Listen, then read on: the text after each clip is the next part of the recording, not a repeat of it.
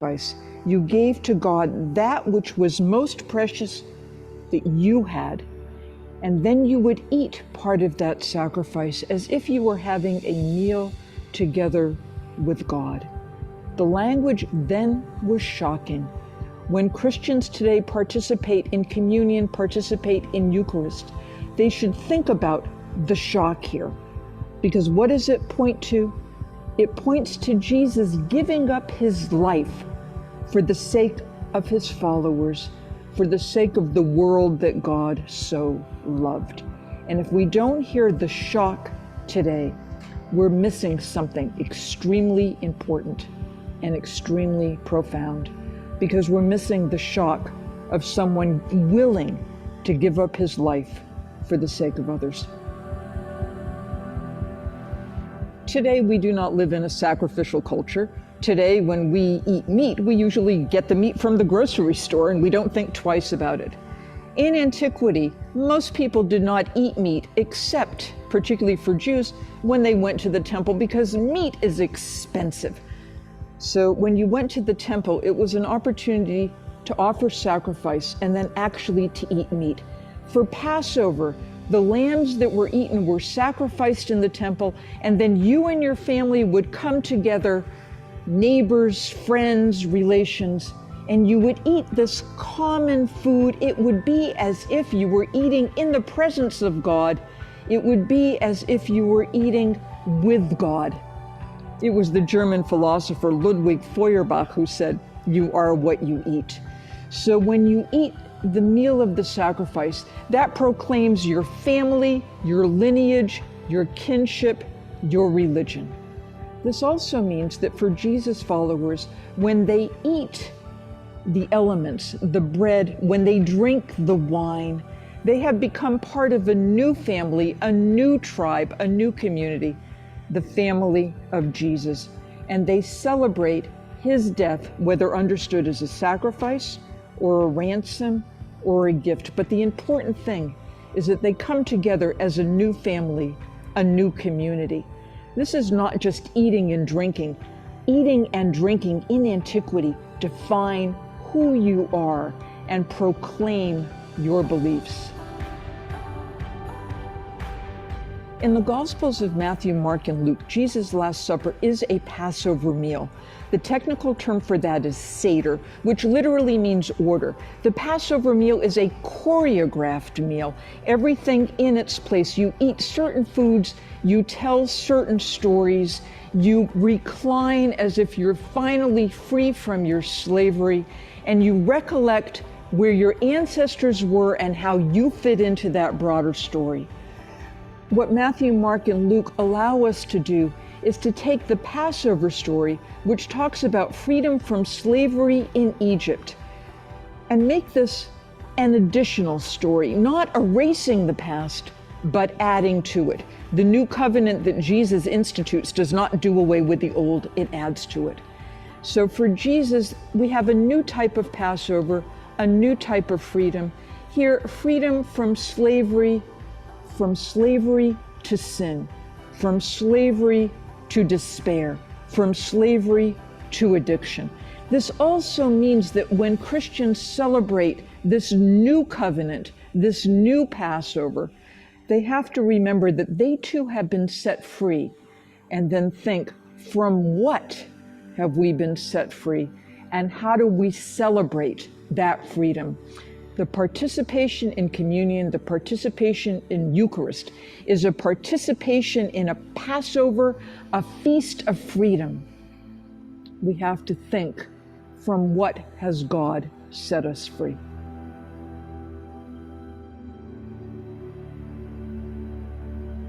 The earliest stories in the New Testament do not come from the Gospels. They actually come from the writings of Paul.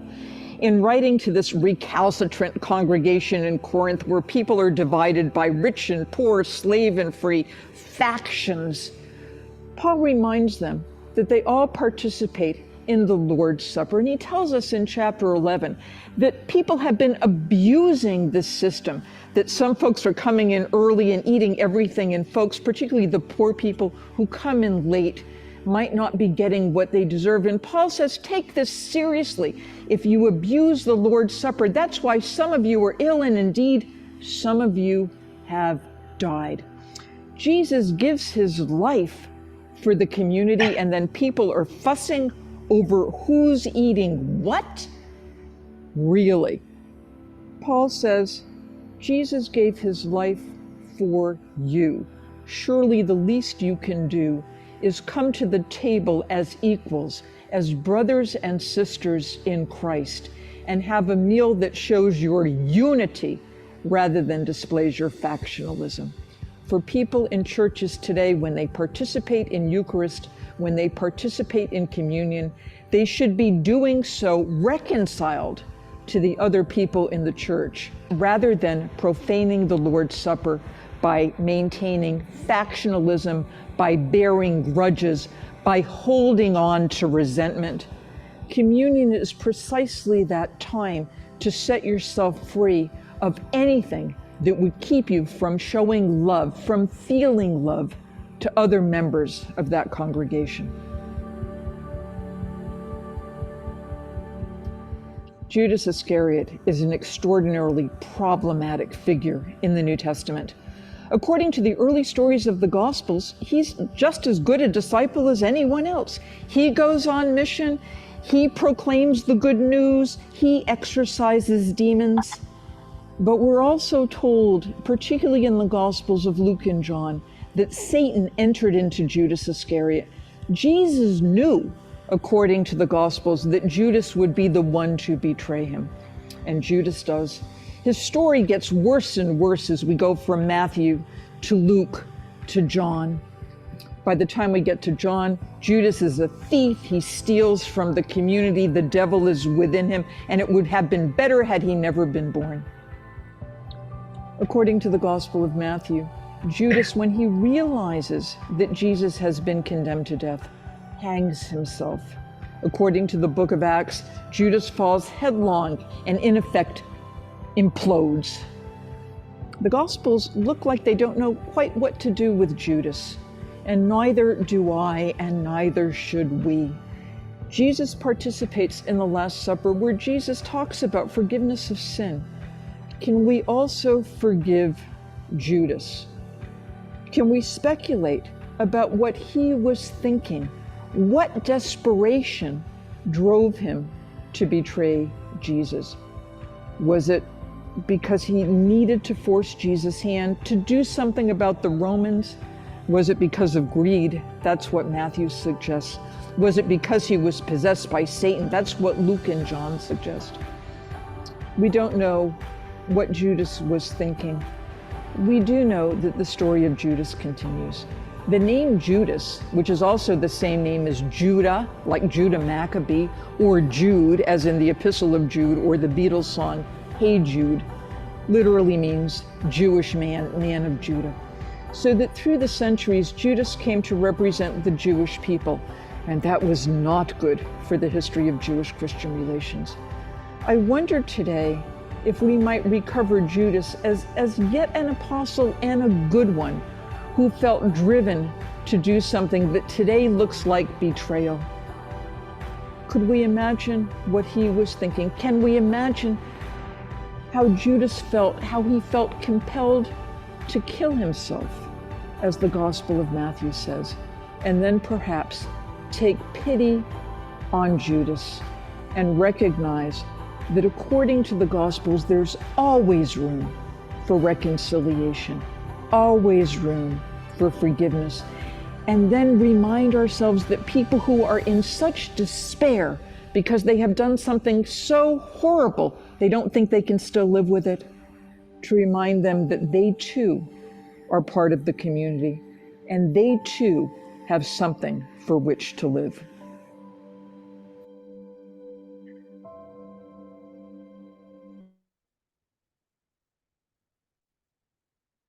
We'll just take a minute to think about what you've heard. We'll be getting into a little discussion about it.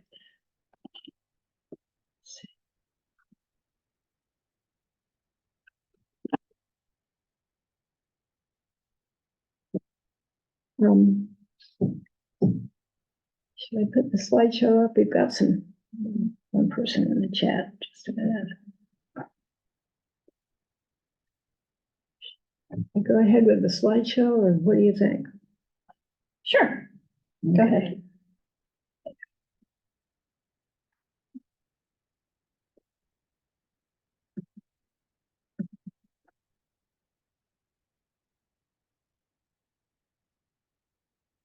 Or do I want to show the? Just one caution, there was a lot there. We've got a lot to unpack and talk about and think about for this gathering, what did Christ have in mind? What, you know, how you feel, what's coming through you internally and all. And remember, Amy-Jill Levine talks about, rather than rushing to harmonize, to say, well, this is the best way to look at this, that we might want to savor each part of the text and think about the differences there that it brings.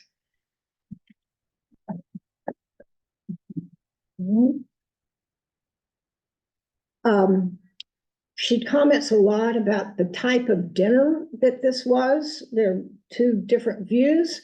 Something that I learned, the Synoptic Gospels, Matthew, Mark, and Luke, talk about this being actually the first day of the Passover, the Seder,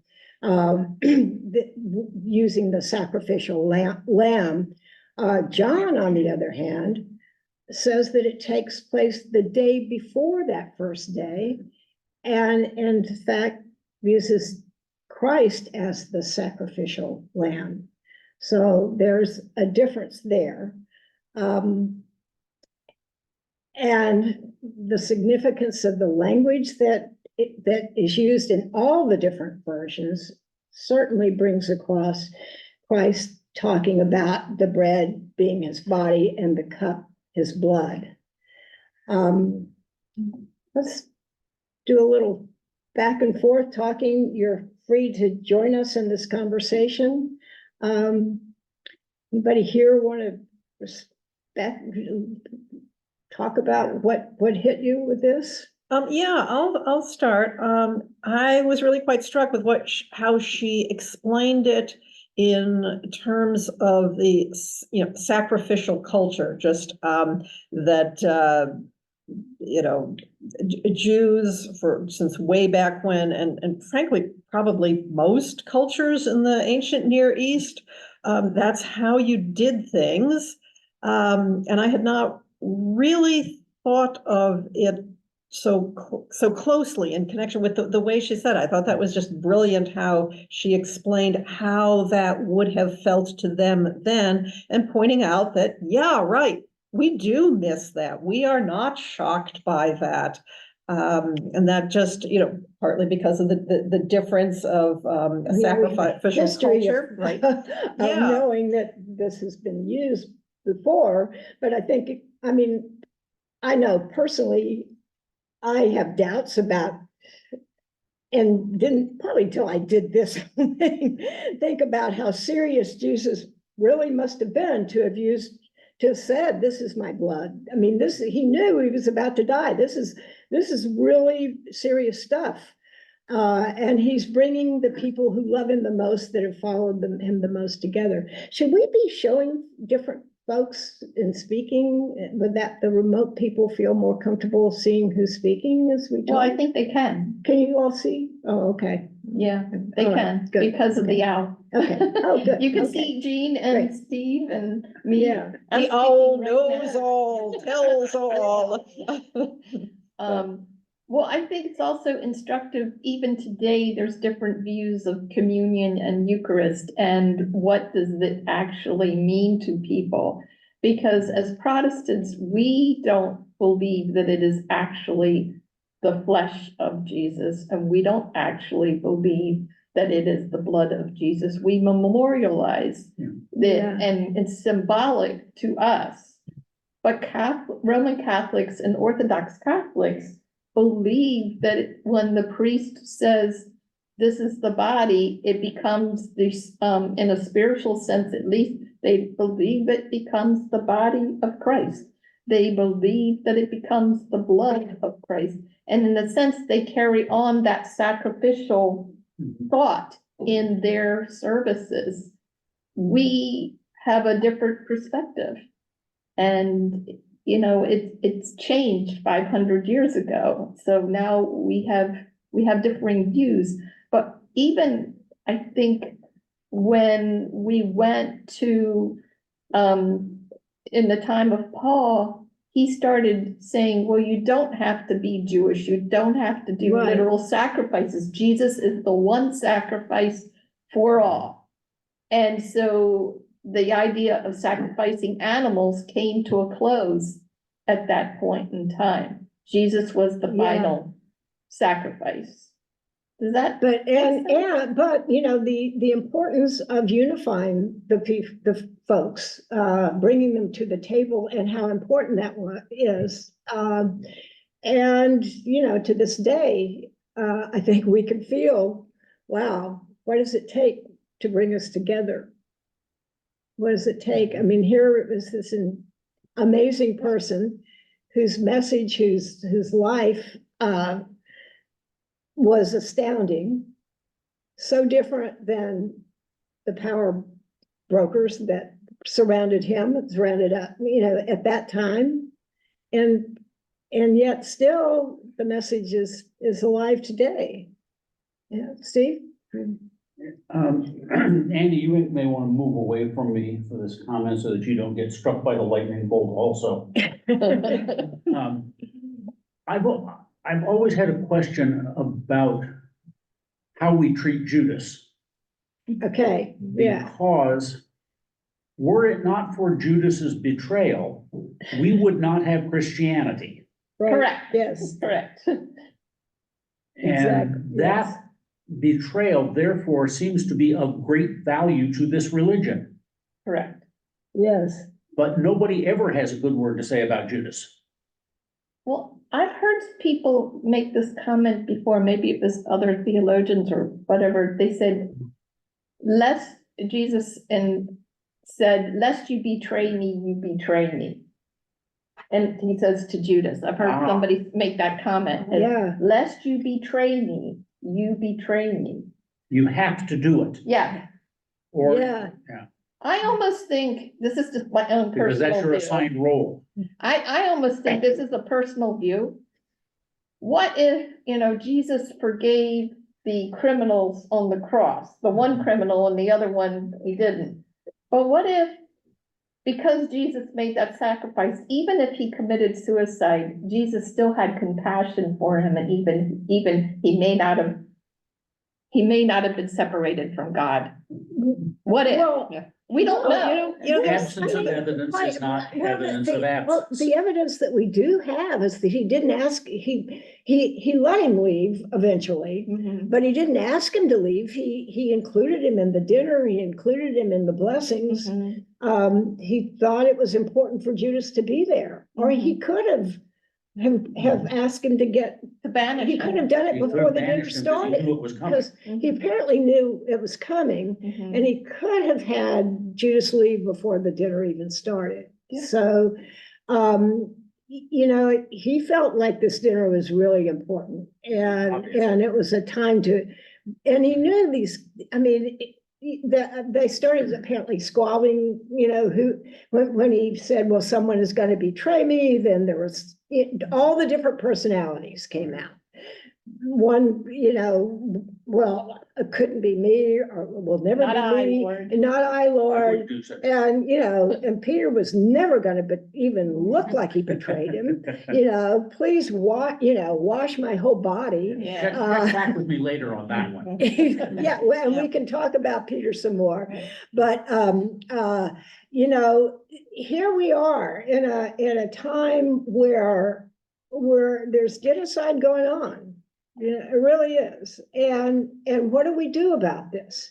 Can we get to a point where we can forgive each other and understand each other? Well, I wanted to say something that speaks to, Steve's first point and about, understanding Judas, because remember Jesus Christ Superstar, which Yes. is Oh, yeah. not, it's not Yeah. as authoritative as the Bible, but it has some insights, and actually the character of Judas is pretty well developed there in ways that Yeah. may not, because there is one line there where Judas and Jesus are sort of arguing, and Judas says, "What if I just stayed here and ruined your ambition?" Yeah, I love that one. And Uh-huh. that's a very thought-provoking line. Yeah, yeah.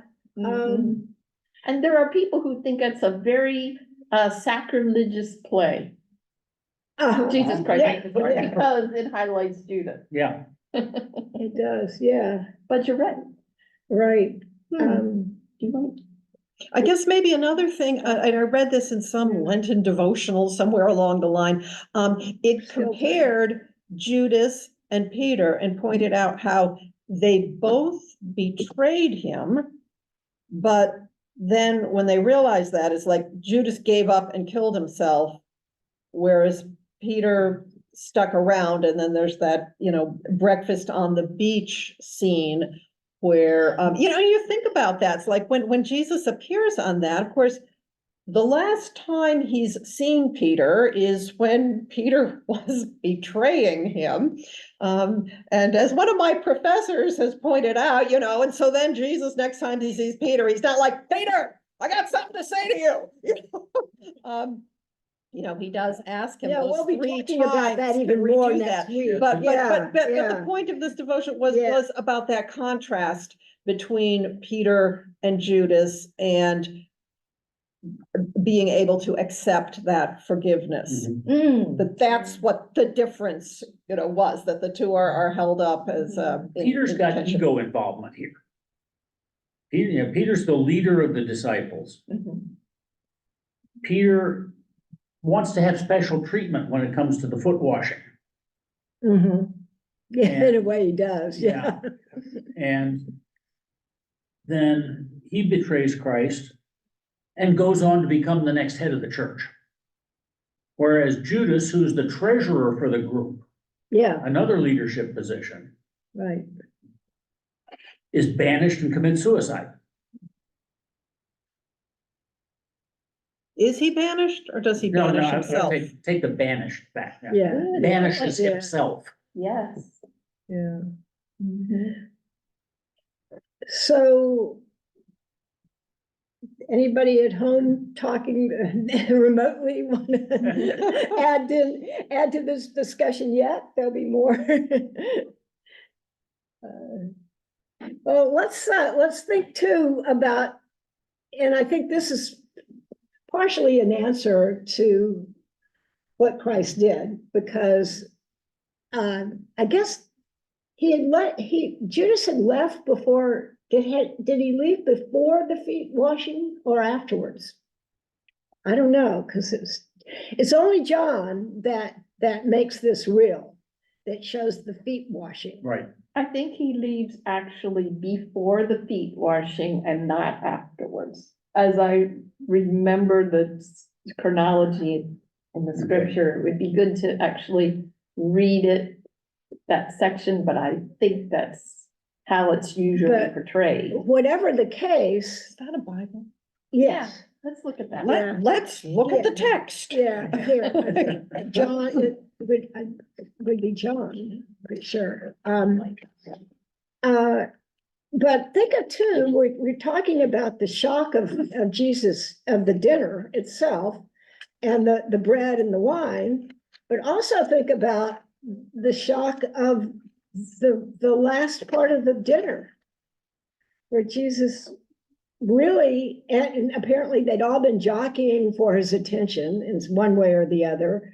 And Jesus, tells them, well, the first shall be last and the last shall be first. And then in John, he actually washes their feet, which was, that's what the slaves did.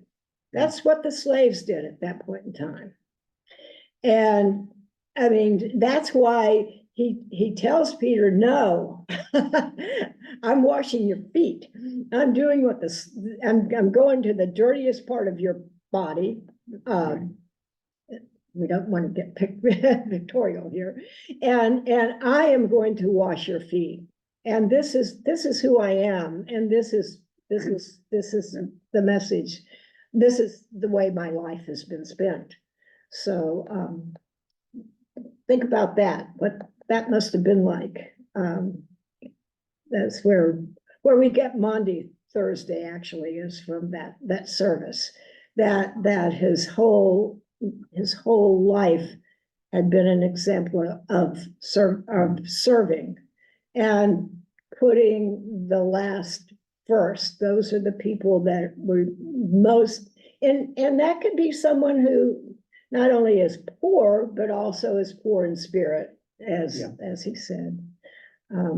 So this was kind of the last part of that act before they moved on to where he really had to talk with God about what was next. But anyway, yeah. So, Okay, well, I found the passage here, so that passage that I read where they talk about washing feet and that's all that they talk about with the washing. So we can assume that's when the washing takes place. And then they talk about eating. Jesus says, one of you will betray me. And they ask who it is. And then Jesus Judas's feet. Yeah, presumably he washed everybody's feet. And they ask, who is it that will betray him? Jesus replied, it is the man to whom I give this piece of bread when I have dipped it in the dish. Then after dipping it in the dish, he took it out and gave it to Judas, son of Simon Iscariot. That sounds pretty clear. So he knew Judas is there for the foot washing, and he's there for the first communion. Yes. But as soon as Judas had received it, Satan entered him. Jesus said to him, do quickly what you have to do. No one at the table understood what he meant by this. Some supposed that as Judas was in charge of the common purse, Jesus was telling him to buy what was needed for the festival or to make some gift to the poor. As soon as Judas had received the bread, he went out. It was night. So that's the order of things. But it's do what you have to do, like it's not an act of free will. He's being forced by the devil. Yeah. Right. But yeah. He'd made the arrangement before then, though, before the dinner, hadn't he? Excuse me? Had Judas made the arrangement with the officials? Yeah, I don't know. And in some most of the versions, it does show that he's made these arrangements that. But he still could have stopped it by not going and finding the soldiers. Right. And so, this is big. He's not going to stop his death by the betrayal. And if we think about it, if it hadn't been Judas, it might have been somebody else. I think Christ knew that who he was not going to be tolerated by the powers that be forever, that he was going to die. Yeah, I find it curious that, so like Jesus makes this triumphal entry into Jerusalem on Palm Sunday. Jesus goes into the temple and upsets the money changers. Jesus goes into the temple and teaches. They need a third party to identify which one is Jesus. Like they wouldn't have been able to figure out who was the guy they were looking for. So when you say if it hadn't been Judas, it would have been something else. I can't help but think that the authorities could have figured it out. Right. Yeah, well, and I think they were out know for where it. they would be. Again, Yeah, quoting Jesus Christ Superstar, Israel in 4 BC had no mass communication. Correct. That's true. But let's just remember what A.J. Levine said, was talking about, can we forgive him? Can we forgive Judas? But it gets into something deeper, and she touched on it. It gets into the beginnings and the heart of anti-Semitism in the very beginnings of Christianity. It does.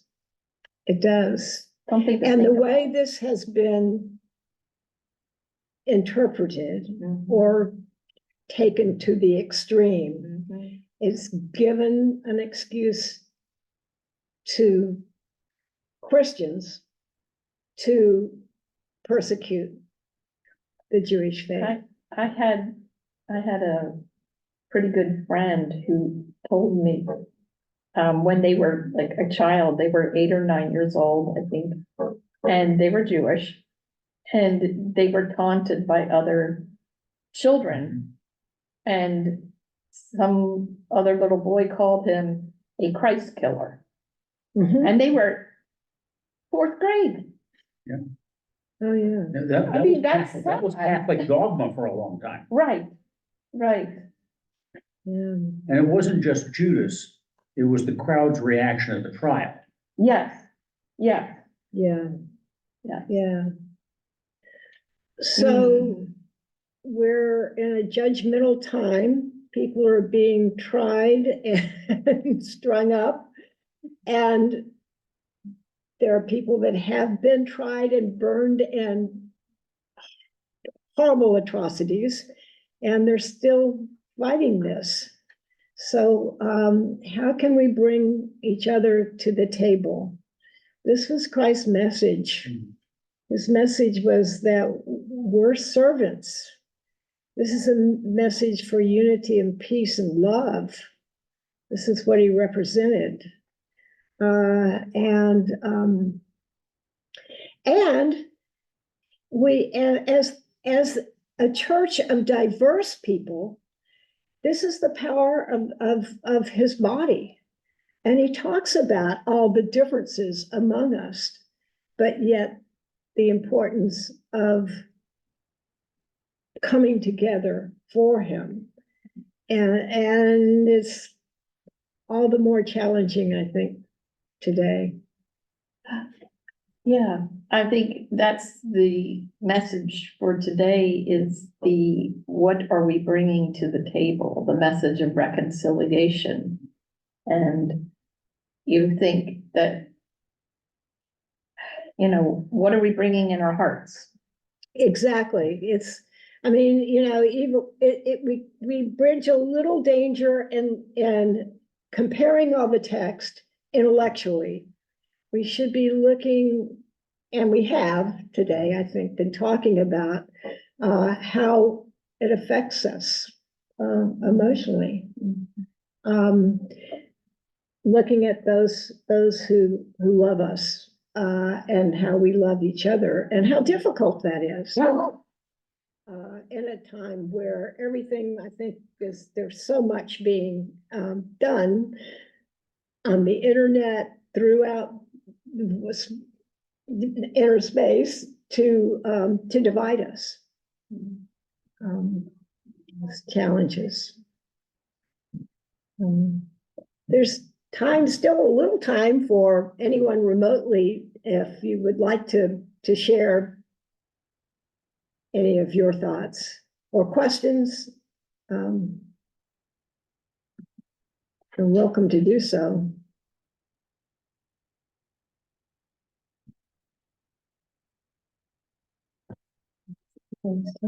Earl, I'd like to return to the subject of sacrifice. It's so hard to put myself back in the days of Jesus when they understood that God wanted you to kill animals. That made God happy. Nowadays, it's hard for us to think in those terms. Why would God be happy when his son is killed? Why would God want you to kill a pigeon or a dove or a cow or another animal? But in those days, it was understood as a part of what you needed to show your love of God. But those days are long gone, and the word sacrifice doesn't mean the same to us anymore. So I struggle with that. Yeah. You mean as far as the sacrifice of Christ is concerned? More so than animals? But the whole idea that killing an animal makes God happy is just something that they understood very well, but it's hard to go back to those days understood. You know, we heard that sometimes when they were in a big feast, they killed hundreds of animals. And the blood ran freely over the floor of the temple, all to show that they love God. That doesn't have the same sense to us anymore. At least it doesn't to me. Yeah, yeah. I, I, I think you're right. I mean, I would agree. It's so remote in our minds and our thinking that to accept that that was the way things were. Although I have to say that I spent a New Year's Day in Chiapas, Mexico, and a church that had brought sacrifices into the church and then prayed to the saints that had been accepted by the people in the church. And they combined, the native, the native beliefs with that of the church. So I guess there are folks that still accept that and can. It's not maybe as remote for others as it would be for us here. But yes, maybe we still sacrifice people sometimes in their own reputations or whatever, not ceremoniously, but We still maybe. sort of sacrifice animals. We do, yeah. Don't we really sacrifice a turkey on Thanksgiving Day? Absolutely. In a way, yeah, That's a we good- do. Good That's point, true. Steve. Yeah. Yeah. It's not as. And there are traditional foods for Yeah. Easter and Christmas. We think, why do we eat ham? Because it represents our break from kosher. That's essentially why we eat ham on Christmas or Easter. Or we might celebrate with another animal. I mean, not everybody eats ham and some people like lamb on Easter. Sure. Or That's the highly symbolic sacrifice. Absolutely. Yeah. I mean, my father won't have Easter dinner unless it's got lamb. Well, that's true. Yeah. Yeah. So yes, you're right.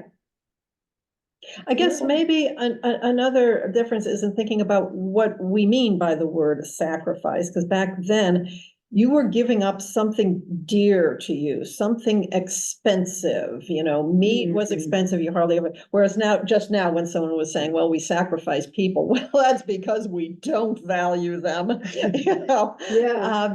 So just that notion of, giving up something important. And I think nowadays the standard explanation is, well, prayer has replaced that, sort of animal or even grain and oil sacrifices, that it's prayer. That's the usual explanation. It's, somewhat satisfying. And I guess for modern busy people like us, giving up some time might in fact actually Probably, yeah. more, Be the biggest. more than a package of hamburger. Yeah.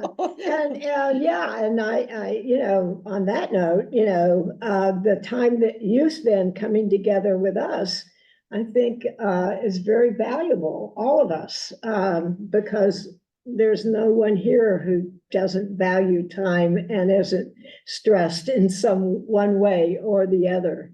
So we want to, thank you for coming together with us and give us, I give you my sincere wishes for a beautiful week. The cherry blossoms are in full bloom, bringing us back to the resurrection, the message of the resurrection in springtime.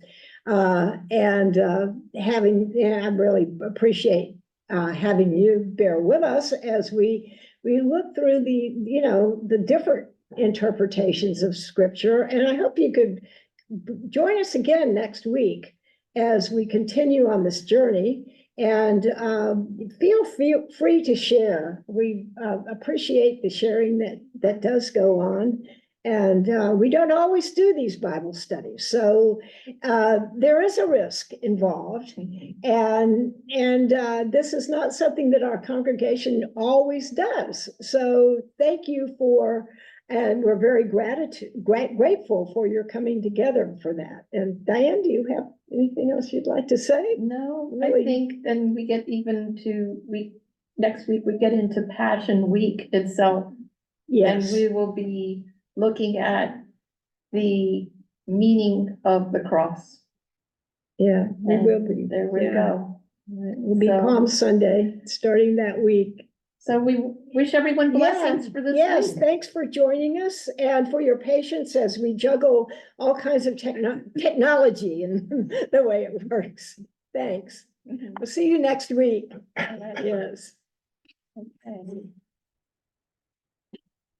Let's see. There's an interesting session this afternoon here. Yes, there is. Islamophobia and anti-Semitism. Yeah. And some major scholars and people are going to be there. Yeah, yeah.